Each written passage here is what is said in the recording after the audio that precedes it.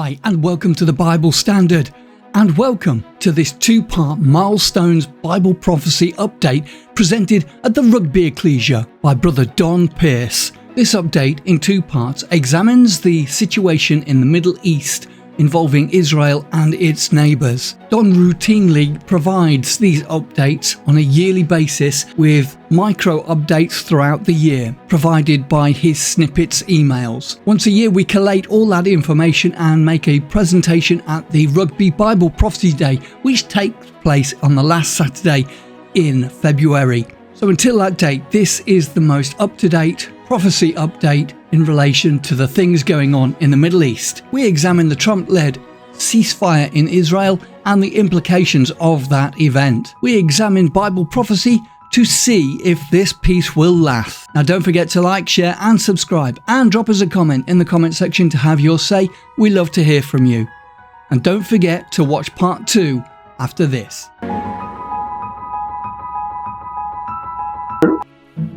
Paul, writing to the Thessalonians, says this about the situation in his day was AD 70, as we saw earlier, but we know today applies to us and our generation. The apostles Peter and Paul had to prepare the flock of Christ. There was going to come an imminent destruction for Israel's faithlessness at rejecting their Messiah and for their crucifixion of the Messiah. And anybody who's been to Jerusalem in recent times will see the piles of stones that have fallen down from the Herod's temple, which was destroyed by the Roman soldiers as they sought to plunder the gold which had been overlaid in it. We know how the Jews were scattered from their land and driven to every corner of the world in fulfillment of the curses of Deuteronomy chapter 28. And Jerusalem's name was erased by the Roman powers and fell into the hands of a succession of victors until recent times. As I think I said before, just for when Ben-Gurion announced the establishment of the State of Israel. So what we're going to see in this is how the Vatican is showing herself as the long prophesied enemy of Israel. It's not the Arab nations. Scripture is abundantly clear that the true enemy of Israel is the Vatican. And the Vatican is going to form an alliance with Russia and come down to destroy Israel. And we can see how it's being outworked in Gaza today. This Vatican rejecting the Jews' claim to Israel and supporting the Palestinians' claim to it. We shall see that the long-term strategy of the Vatican is to, as that map I showed with Russia from the north coming down into Israel, the Vatican will be working with Russia in order to seize Constantinople and Egypt and Jerusalem. She has reasons to want to possess those three. Back in May the 8th, 2025, we had a new Pope, Leo the 14th, just after 5 p.m. our time. White smoke indicated that a new Pope had been chosen. This was the man that was chosen, a complete outsider. He wasn't in the running for being a Pope on anybody's lists. But we know from 2 Thessalonians that this is a false system of worship.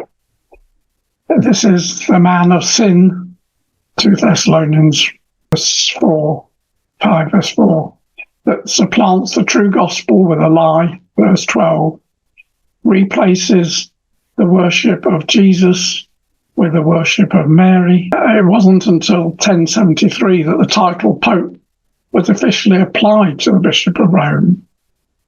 But there he is, this person that the world looks up to.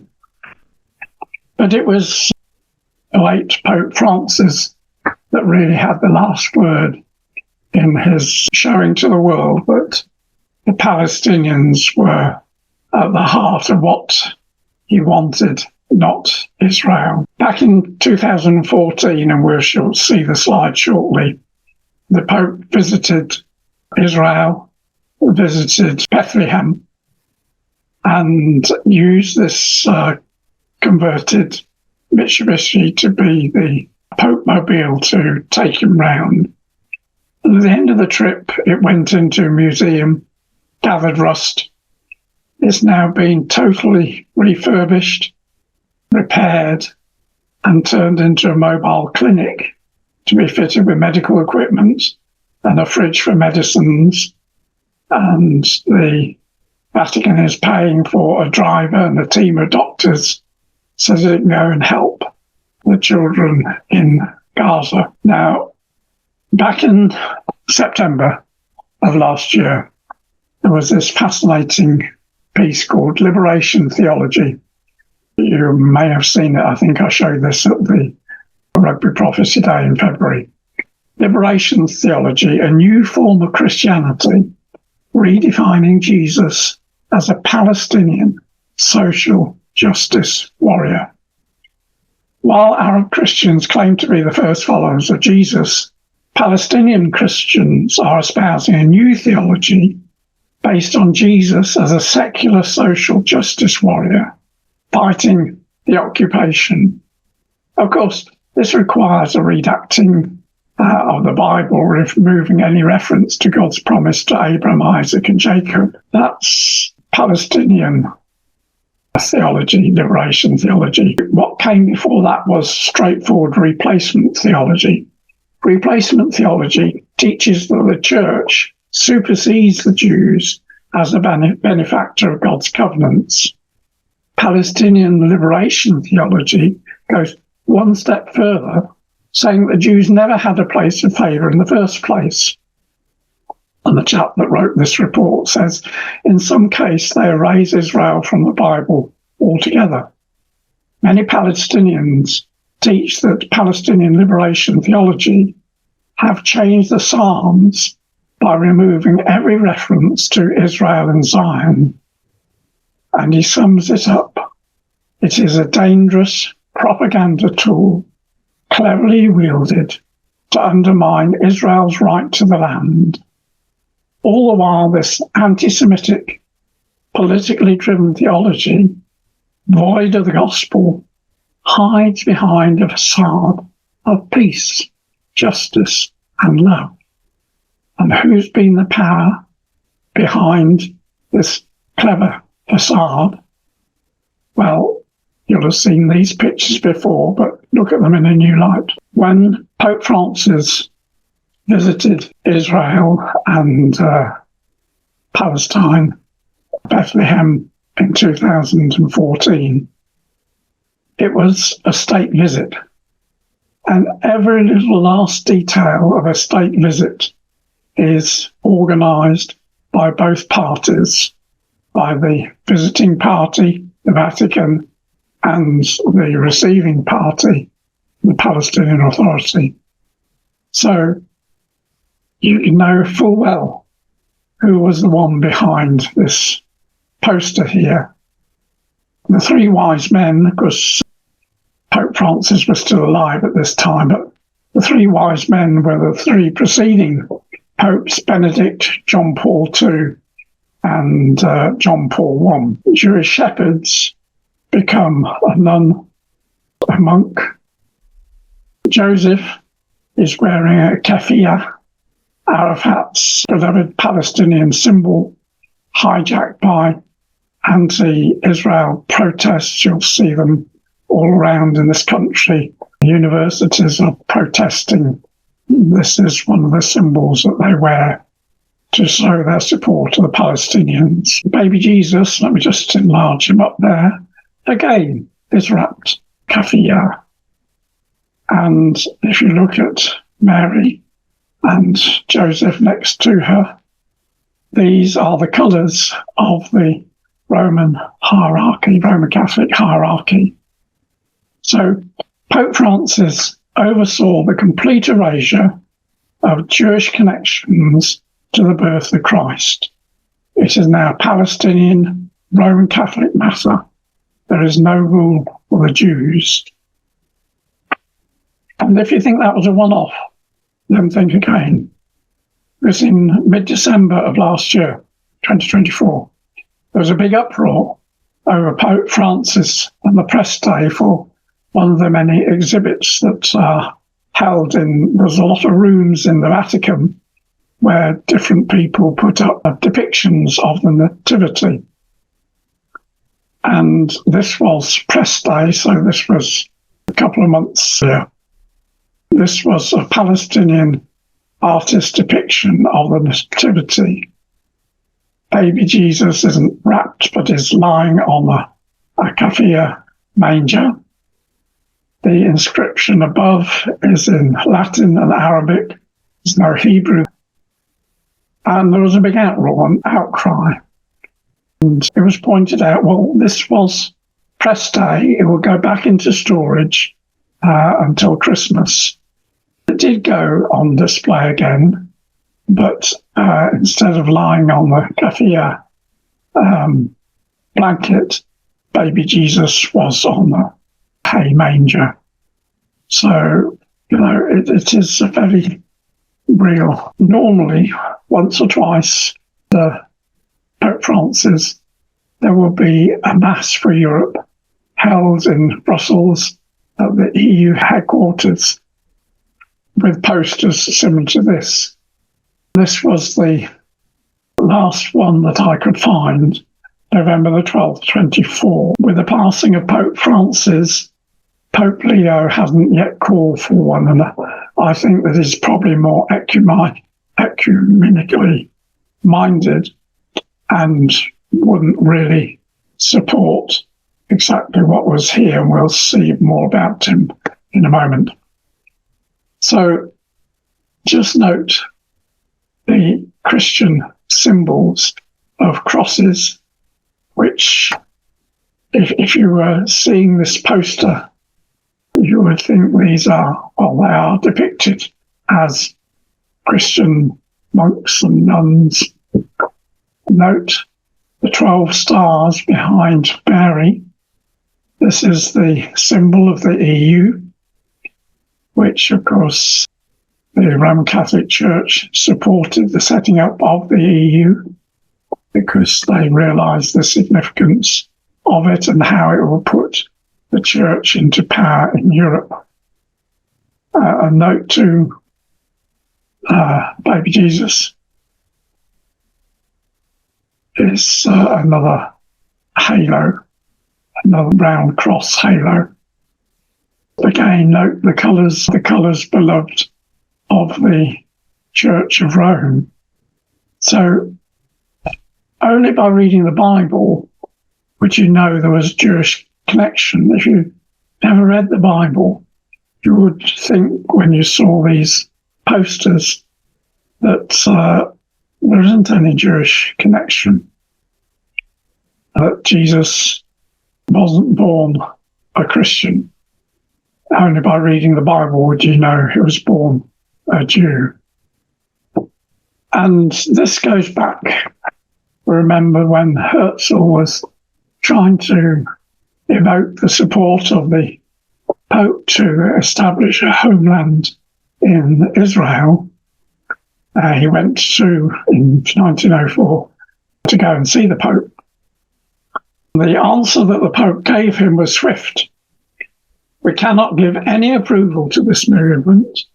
We cannot prevent the Jews from going to Jerusalem, but we could never sanction it. The soil of Jerusalem, if it were not always sacred, has been sanctified by the life of Jesus Christ. As the head of the church, I cannot tell you anything different. The Jews have not recognized our Lord, therefore we cannot recognize the Jewish people. And so, if you come to Palestine and settle your people there, we shall have churches and priests ready to baptize all of you. And then the Pope struck the nail in the coffin, speaking in Latin, which is Jerusalem. He said, must not get into the hands of the Jews. So that's been the policy, well, way before Pope X. This has been the policy of the Roman Church throughout, we shall see, a persecuted power. So we know that Daniel chapter 2 is one of those great foundational prophecy chapters, speaking of the gold head of Babylon, the silver of the Medo-Persians, the brass of Greece, the iron of Rome, and the iron clay feet of today and tomorrow. All these nations controlled Israel until 1453, when the Ottoman Turks swept in and took Constantinople. And it's been under the Ottoman Empire ever since. Now, we're in the final stage, this iron clay, a stage of the forming of the image. So what Daniel, and this is the key verse in Daniel chapter 2, there is a God in heaven who revealeth secrets and maketh known to the king Nebuchadnezzar what shall be in the latter days. So all this information, the gold and the silver and the brass and the iron, was of interest to Nebuchadnezzar to know that his kingdom would pass away. But the key lies in the more final verses, which tells us of what will happen in those latter days. And what we want to know is, who is that head of gold who is directing this image to come against Israel? Well, if you want to turn to Revelation chapter 17, again, I should have put a marker there. But in Revelation chapter 17, it gives us a wonderful, if wonderful is the right word, description of this latter day power that is represented, the head of gold, leading the eyes of Russia and Europe to come against Israel to destroy it. So we have a picture of this Scarlet, so that gives us an immediate link to the Catholic Church. That's the colour of their hierarchy, riding a seven-headed horned beast with a golden cup in her hand, and that cup is full of abominations and fornications. It's not a nice cup of wine, it's full of abominations and fornications. Written on her forehead is Mystery, Babylon the Great, mother of harlots and abominations of the earth. What a title to have written on your forehead. Saints have the name of God. Christ in Revelation has God's name on his forehead. But this has this mother of harlots and abominations of the earth. She's drunken with the blood of saints. The seven heads are linked with the seven hilled cities.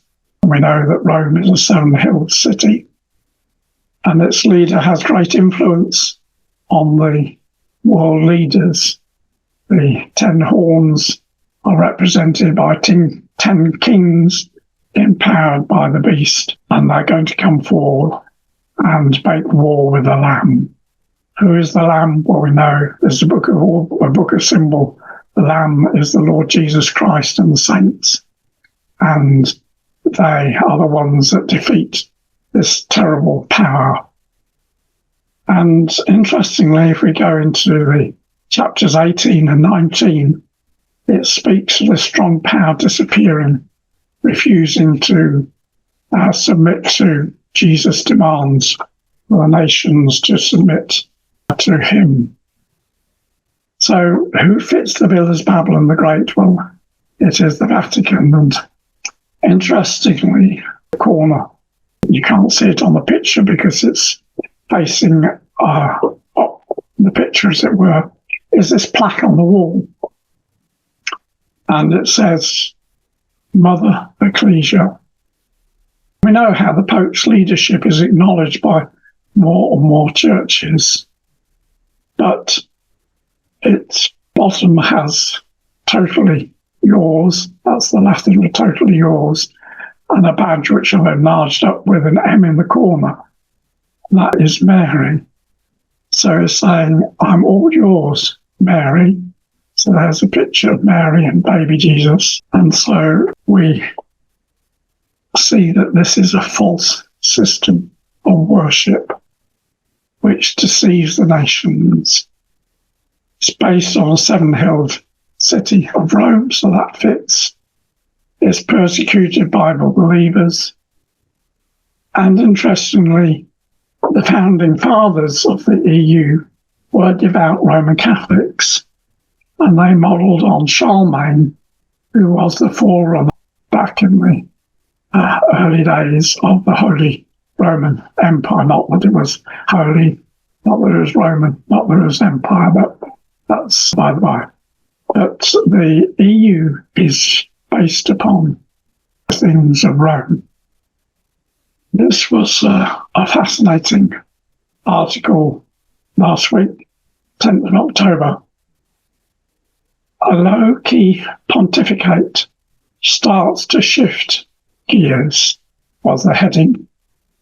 And that was a letter from Rome from Robert McMickens. Once a week, he reports on what is going on in Rome. It's a fascinating website, quite free. But this is what he had to say. This is the last slide, you'll be glad to know. It indicates what this new Pope is thinking. Those who predicted that Pope Leo XIV would slow or even reverse his Jesuit predecessors, that's Francis, reform agenda, seem to have got it spectacularly wrong.